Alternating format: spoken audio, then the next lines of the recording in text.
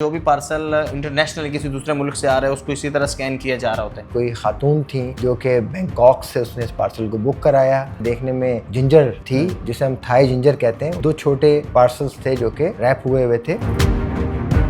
अस्सलाम वालेकुम नाज़रीन, उर्दू पर मैं खुश आमदीद। मैं हूं आपका मेज़बान ज़ोहेब मंशा। कराची कस्टम ने कार्रवाई करते हुए एक ऐसा पार्सल पकड़ा है जो कि थाईलैंड से कराची भेजा गया था और उस पार्सल्स में मंशियात को अदरक के साथ, जिंजर के साथ मिक्स करके रखा गया था। ये पार्सल किस तरह कराची पहुंचाया गया और किसके नाम था और किस तरह कस्टम ने कार्रवाई की, ये सब जानने के लिए हमारे साथ मौजूद है additional collector custom airport Faisal Khan साहब। फैसल भाई, बताइएगा कि ये पार्सल थाईलैंड से कराची भेजा गया तो किसी कंपनी ने भेजा, किसी शख्स ने भेजा, और किस तरीके से इसमें मंशियात मिक्स की गई थी और कौन सी मंशियात थी, कौन से ड्रग्स थे? Thank you very much. आपका बहुत शुक्रिया कि आपने हमें मौका दिया कि हम अपना मौक़िफ़ भी बताएं इस हवाले से। सबसे पहले जो बात है वो यूँ स्टार्ट करूँगा कि हमारे कलेक्टर कस्टम्स जिन्ना इंटरनेशनल एयरपोर्ट अदीम खान साहब के पास इंफॉर्मेशन थी कि इंटरनेशनल जो मेल ऑफिसेज़ हैं इसके थ्रू भी कुछ लोग जो है वो ड्रग्स की अटैम्प्ट्स करेंगे, क्योंकि ये एक ऐसा एरिया है कि जो अमूमन थोड़ा सा निगलेक्टेड होता है और ज़रा ये एक नॉर्मल रूट नहीं है चीज़ें मंगवाने का या भेजने का। लोग ये समझते हैं कि शायद इस वजह से जो कंट्रोल्स होंगे वो भी ज़रा लूज़ होंगे, so they try to attempt like this. तो वो इन्फॉर्मेशन थी, उस इन्फॉर्मेशन की बेस पे हमें एक लगा कि यार ये एक अलग ओरिजिन से आई है एक चीज़, और है भी कोई आम सी चीज़ जो कि देखने में जिंजर थी, तो जिसे हम थाई जिंजर कहते हैं। उनका एक थाई नेम भी था, बट मुझे जो याद है वो यही है कि थाई जिंजर था। तो जब वो थोड़ा सा एक नया रूट सामने आया तो हमने कहा व्हाई डोंट वी चेक। तो हमने अपनी जो है वो सर्वेलेंस बढ़ा दी। जब वो पहुंचा है तो हमने उसको डिटेन किया ऑन सस्पिशन के माइट भी इसमें भी ड्रग हो सकती है जो हमारे पास इंफॉर्मेशन है। फिर जब हमने उसको स्कैनिंग के थ्रू उस प्रोसेस से गुजारा तो उसमें हमें कुछ ऐसे इमेजेस नज़र आए कि शायद in addition to that Thai ginger कोई 2 अलग से पार्सल्स भी हैं। तो जब देखा गया तो 2 छोटे पार्सल्स थे जो कि रैप हुए हुए थे, उसकी पैकिंग हुई हुई थी प्लास्टिक में।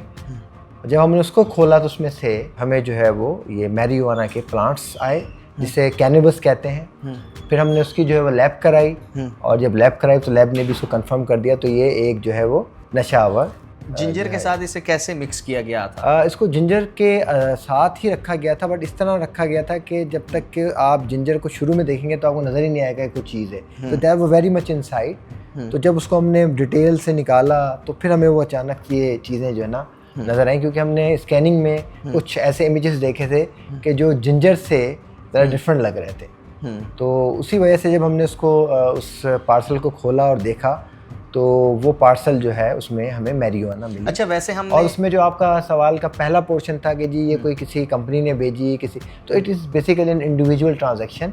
वहाँ की कोई खातून थी जो कि बैंकॉक से उसने इस पार्सल को बुक कराया, और यहाँ पे गुलिस्तान जौहर में ये पार्सल जो है डिलीवर होना था किसी के नाम पे।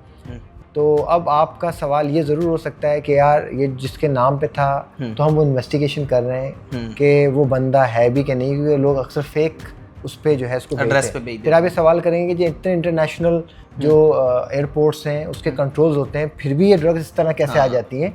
तो देखिए, कुछ ऐसी चीज़ें होती हैं जो आम आगाही के लिए, आवाम के लिए मैं बताना चाहूँगा, उनके मुल्क में वो चीज़ें लीगल होती हैं। मिसाल के तौर पर अगर आप बैंकॉक जा रहे हैं तो बैंकॉक के पर्सपेक्टिव में कैनबस जो है वो एक लीगल चीज़ है जो हर जगह अवेलेबल है, ठीक है, कंट्रोल्ड होगी बट लीगल है। इसी तरह आप दुनिया के बहुत सारे ममालिक में चले जाएं, वहाँ पे लिकर बिल्कुल जो उनके लिए ऐसे जैसे कि हम पानी पीते हैं, बट हमारे जो नेशनल लॉज हैं उसमें वो चीज़ें क्या हैं, इलीगल हैं, बैन हैं। तो ये भी वजूहात होती हैं बाज़ दफ़ा कि आपको पता होता है कि मॉडर्न एयरपोर्ट्स हैं, डिस्पाइट ऑल दिस थिंग, फिर भी वो चीज़ें क्यों आ जाती है। तो बाज़ दफ़ा ये चीज़ें भी एलिमेंट्स भी होते हैं, तो हमें इन एलिमेंट्स को भी जो है ना अपने जहन में रखना चाहिए, और फिर उसी हिसाब से जब वो हमारे पास आए, क्योंकि इलीगल है, तो हमने इसको जो है कॉन्फिस्केट किया। अच्छा, पैसेंजर्स के ज़रिए तो हम देखते रहते हैं कि वाक़यात होते रहते हैं कि वो फिज़िकल अटैम्प्ट होती है। अच्छा, ये अपनी नोयत का ज़रा गैर मामूली इसलिए भी है क्योंकि पार्सल भेजा गया है, तो जो पार्सल पाकिस्तान में डोमेस्टिकली इस्लामाबाद से कराची भेजा जा रहा है, लाहौर से कराची भेजा जा रहा है, कराची से वहाँ, क्या कस्टम उन पार्सल को भी चेक करती है या जो बाहर से आ रहे हैं? कस्टम का जो रोल है ना वो डोमेस्टिक्स पे तो है नहीं ना।